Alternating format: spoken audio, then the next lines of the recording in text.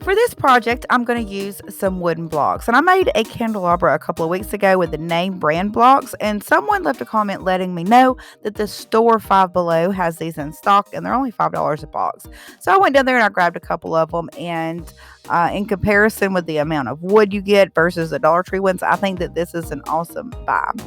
So to start this project, I use a wire wreath from Dollar Tree, and I'm just using this as an easy, simple guide to create a close to perfect circle because my free hand probably wouldn't get this close. So then I place the blocks around the outside ring, and you can use a tray or anything that's round and create the size that you want. Next, just glue the blocks together, and it doesn't take much glue at all. Now, these are just barely touching on the inside corners. But after they're glued, it's going to feel a little flimsy and be quite flexible because the glue just is only in the corners, as I mentioned. So be easy moving it around. And what'll happen is you'll tighten it up when you go to add the blocks in between the joints. So that's what we're going to do is add some blocks over the joints where the blocks meet. So just place these long ways or tall, which adds an enormous amount of strength to the structure. And the more you add, the more it'll stiffen up as you go. So this is in fast forward, but I took my time and I went slow, being real gentle with the amount of glue that I was using so that this will have a real nice, sharp, clean, professional appearance once it's completed. So once all the tall blocks are attached, then you just want to glue the top layer of blocks. And be sure when you do this part, you keep the top block lined up with the bottom block. And I stop and I check this really close before adding each block because I don't want this to, look warped from a distance. I want it to all be nice and even. So now it's time to take it outside and paint it or, glitter it, bling it, whatever you want to do. So I spray painted mine with white gloss. And while that's drying, I start on my gems. Now for this, I'm using the gems from Dollar Tree, and I know they are so super hard to find. So I'll link below details just about gems if you're looking for them. And I also shared a little comparison clip in one of my videos, and I'll put that in there as well. So if you watch a lot of the videos here on Creative Living, you know that I'm probably going to prep glue these or just like pre-glue the gems together before attaching them to the final structure so that the gems won't be all kind of caked up with hot glue. And what seemed to fit really well is 4 rows of gems by 3. So I'll lay those out side by side and I use a ruler as I glue. And I'm using this ruler as a guide, but also to help control and grab the glue strings on every row. So what I do is I just kind of hold my glue gun as I'm dabbing the glue to the 2 gems. I have my ruler right there and I just swap it and then I swap the tip of my glue gun. That way the ruler is collecting all of the glue strings and it just peels right off. So I do that every single time and I just wipe the ruler clean and I end up with this really nice slab of gems. It's really nice and neat. So I repeat this 13 more times to give me 14 total slabs of gems. So by this time, your structure is going to be dry so you can bring it inside and start gluing the slabs of gems in between the blocks, filling each little window.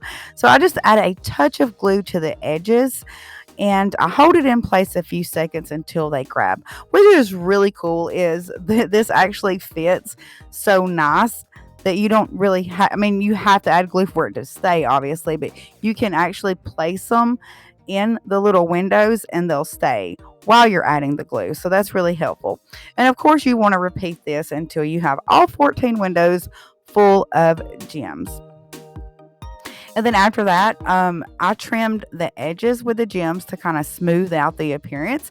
I covered the top and the bottom along the sides, and I also covered the very top, capping it off with a gem in between each of the blocks because there's a crack in between each block, obviously. So it really makes it look nice. But not only that, but it also acts sort of a brace, kind of bracing everything together. Next, I use a silver chain, and I actually got this a while back at the craft section in Walmart. And I separate this one chain into three pieces. Another option is the floral plant baskets from Dollar Tree or the plant hangers, which are in store during the springtime, but they're also on their website. And it seems like they're available on their website all year long. Another thing that you could do is use hanging wire from Dollar Tree. If you have chandelier gems with jump rings, that'll work, or you can get a silver chain like I'm using. So next, I use pliers to separate one of the links, and I have this little eye screw or eye hook screw from one of the hanging kits from Dollar Tree that you can find in the hardware section. So I'm going to take those little eye hooks and I'm going to thread that through the end of the chain link, and then I'm going to close the link back together. And I check and I make sure obviously that every chain is the same length. And once I have all three of them prepped and ready, then I'm just going to screw that into the wood itself. Now I used the smallest little drill bit that I had, and only for a split second, just to help start the hole, and then I can hand twist it all the way in. And you don't have to use a drill bit, of course, but it just makes it a lot easier. You could, use anything with a nice sharp point that's really small. Once you've got it hand tight, then you'll want to go back and tighten it just a little bit more with some pliers.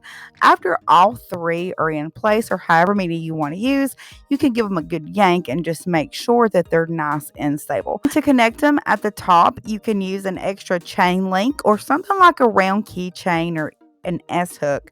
And an S hook actually comes on the chains that you can get from the floral section of Dollar Tree. But you want something to kind of hold all of your chains together at the top. Now, I'll go ahead and tell you later, I decided to add 3 more eye hooks. Not for support, I just really did it for the looks, just for extra pop of glam. Next, it's time to add your lights. Now, if you plan on hanging this permanently and getting daily use out of it, I would definitely use a strand of white Christmas lights.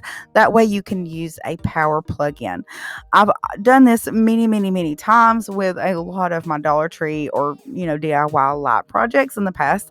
So I'm just sharing another idea in just a moment. So I'm using the battery operated light so it can be versatile. So I barely add a drop of glue to the copper wire, and I run my wire along the center and I work my way around. I'm just going to glue it to the wood until I get to the end of my battery pack. And to access the battery, I'm just going to make sure it's facing out, and then I'm just going to add the glue on the casing, not any part that is close to the lid, because it's going to sit on the ledge so you can easily access the batteries. But you could also use Velcro here too if you wanted. That's something I do a lot. So next, I hang my light up. I take some pictures and I'm going to show you those in just a moment, but I want to tell you this project started out being a round shelf, like the modern designs that are just popping up on every website. Now, if you wanted to create a matching set of decor for one of your rooms in your home, then you would just repeat everything and stop before, getting to the chains and the eye hooks and all that good jazz. So to make this a wall shelf, it's super simple. Just trace out a piece of foam board to fit the back and glue it on the back. Now, you can use a metal bracket like the ones that come in the picture frames from Dollar Tree to hang it on the wall if you want to hang it. Next, I use 3 rows of 5 wooden blocks. Glue the blocks side by side and back to back until you have a nice slate that'll fit in the bottom of the circle. Paint it or decorate it to match. And you can then add glue to the very back. And for sure, you want to add glue where the wood pieces touch. Since I have 2 battery packs, I aligned the shelf in the center where there would be a battery pack on each side. If I had to just use one, I would have just, made it to where the battery pack would be under the inner shelf. If you want to prop it up on a table, you can leave the foam board off and make a little brace with two Jenga blocks just kind of cradling the center circle so it doesn't roll around, and have it open on both sides and display whatever you want to display. One other idea that came to mind is I also wanted to make this design into a tabletop. So I just wanted to share that. I would love to know what you would make, or which one is your favorite idea with this design. I love the wall light. In fact, I'm going to screw the eye hooks back in and leave it hanging up. I'm so glad you watched, and I really, really appreciate you so very much. I'm trying out the new YouTube stories, so I'll see you there or in the next DIY project. And until then, happy crafting, my friend.